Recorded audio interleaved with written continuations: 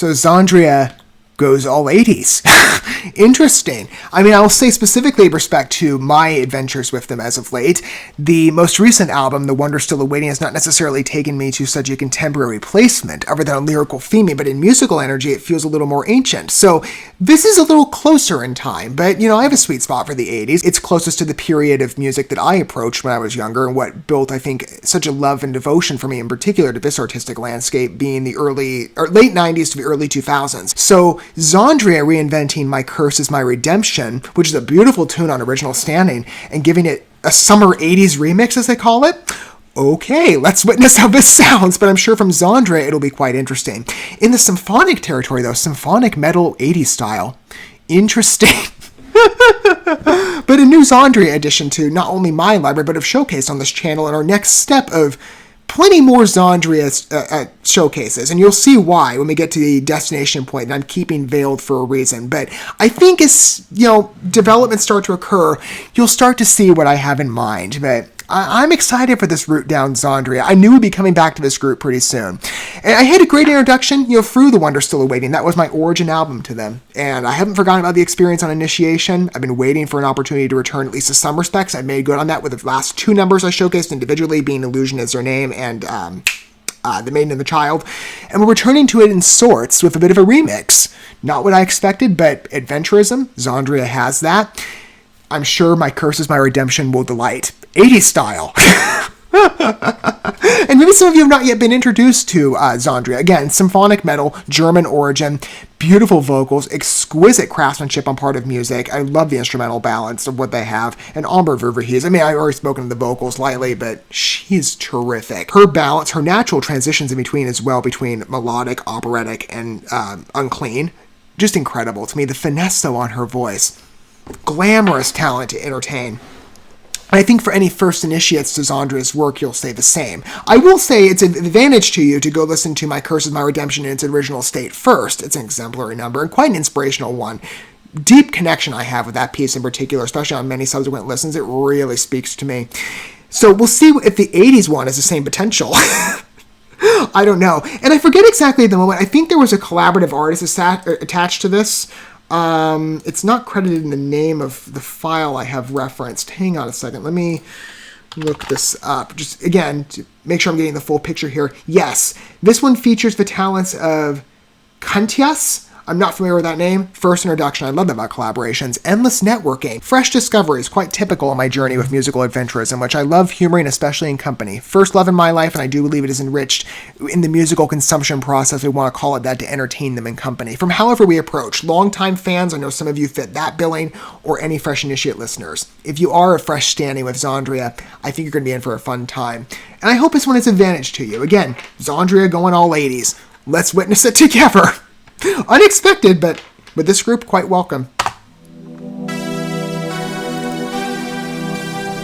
Well, aesthetically, you've already captured that image.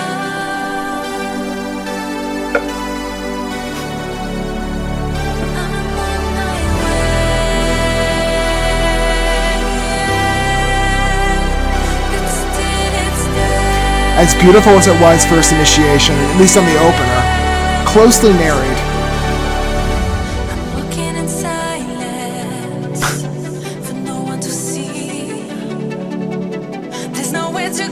It feels like I'm listening to Stranger Things with more of an electronic presence on the music. Oh yeah, now, oh definitely now.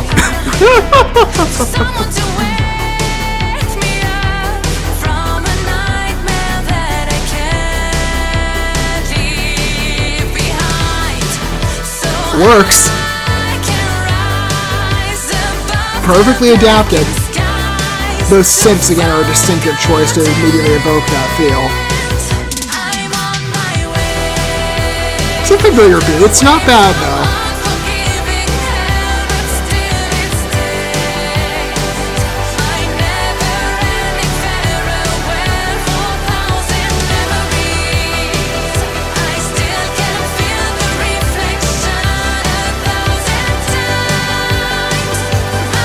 Yeah, I'm all for adventurism in music and out-of-the-box decisions, and this is one. But it feels natural to this particular number. I'm not sure if I could see any of the other XANDRIA pieces working for 80s. Maybe some you could retool, but this one works beautifully.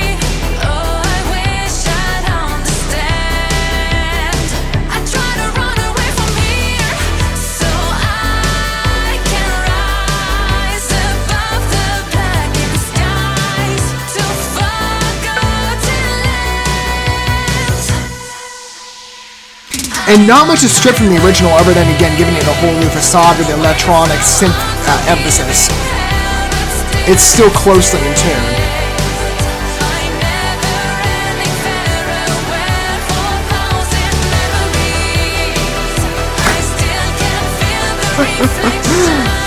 They totally traded in the symphonic cues with the electronic. That worked well.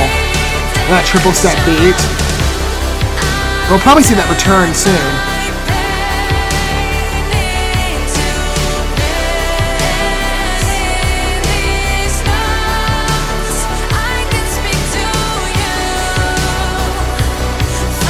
That switches the timing, how that's organized. Not bad, though. Still love that line, too. I turned my pain into bliss.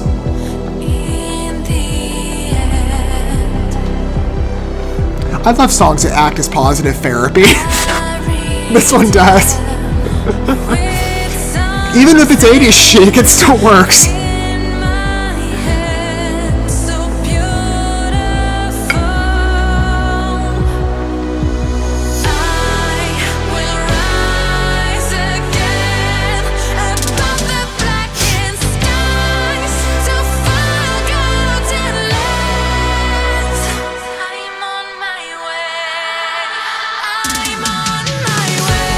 The isolation on that was great.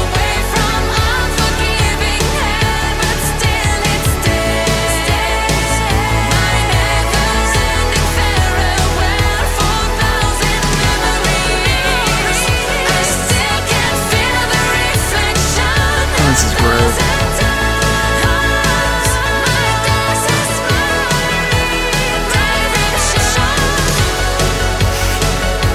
I love how the vocals are completely identical.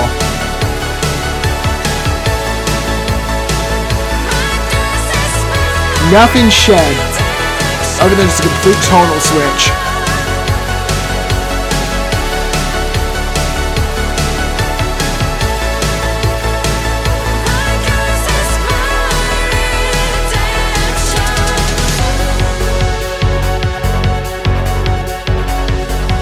How quickly does this wrap up? Same. Totally reinvents the outro. Not bad, though. You know, I'm thinking in the back of my mind, like, hey, any 80s media within the visual space. I don't know. I think this is a little too modern for Stranger Things to utilize. I'm like, yo, hey, you got like a fun end credits song if you need one. Totally works, doesn't it? Totally fits an 80s lens. Those synths clearly date the piece back. But again, nothing is shed from the original. So while I do think it's advantageous for you, as I recommended, to enjoy My Curse Is My Redemption in preparation of coming to the 80s remix, not much is shed. It's just it's a facelift. We just trade in symphonic metal for electronic 80s rock. It's just kind of... But you see the intersection? Again, no major deviations other than perhaps some specific choices in, let's say, trading in, again, the symphonic instrumentals for electronic beats. That triple pattern, especially on the end, like... Dun, dun, dun, dun. You remember that pitch, especially if you remember the original number. That was a distinctive element that you're waiting for and like, okay, how's this going to sound? Instead, it's traded with a synth appearance. Not bad, though. The trade-off works. And the great thing about that number, the essence of it isn't shed. I appreciate that original number so much. Again, the catharsis of it and how it reaches me, it instantly touches. So to witness that on the remix, too, because it connects. I also think, by the way, the drop-offs on sound and the emphasis on the rock root worked really well with this number, pronouncing the inspiration of this piece and how it reaches you. I turned my pain into bliss. I always love that line. It's a remix on a favorite line of mine for a favorite group of mine, Icon for Hire, Turn Your Pain into Art. That was their lead singer Ariel's book. I still have not read that thing yet. I said I would a while ago. I don't read anything anymore that often. I need to get back into it. But, you know, This song, again, I've seen other songs that might speak to the same type of spirit of what my curse is, my redemption recognizes, but music is just an incredibly powerful tool, and in these notes I can speak to you finally. It's so direct. But again, catharsis in music, that's what attracted me in the beginning to rock music, and everybody in my life seemed to question why. I dealt with the judgment for years, and now at this point I don't apologize for my interest. I've said many times, music has been there for me in ways when people have not. It's been accessible. For, I think, many people. I don't want to speak for anybody, but imagine plenty of voices could relate. Even perhaps you watching, you could speak to the same energy of what music communicates. You want that fellowship in life in any way that it's accessible to you.